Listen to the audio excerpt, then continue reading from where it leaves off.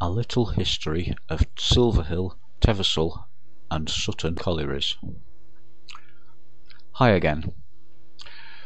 Working tirelessly around the clock, my team of intrepid researchers, that's me, have come up with a little history of the three former collieries in the Teversal and Stanton Hill areas. Way back in 1867, John and George Crompton sunk the first mine shaft in Butcher Wood at Teversal. The colliery that grew from this became Teversal Colliery, but was sometimes referred to as Butcher Wood Colliery after the area in which it was located.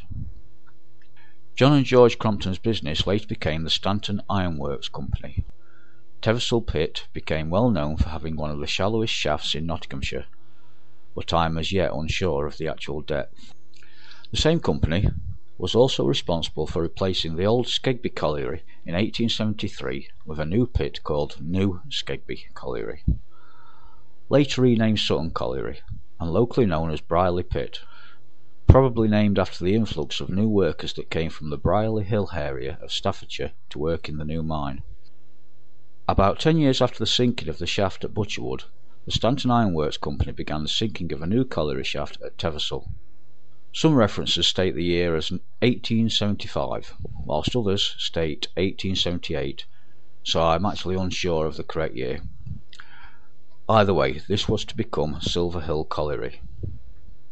So to cope with the massive growth in population which increased from 805 to over 3,000 during the 15 years between 1869 and 1884, new housing was desperately needed to accommodate the mine workers and their families.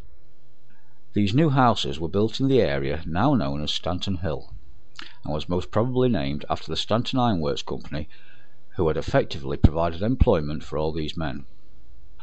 Although initially described as a hamlet within the parish of Skegby, Stanton Hill in later years became an area in its own right. Unfortunately, after 100 years of production, all three pits were eventually closed.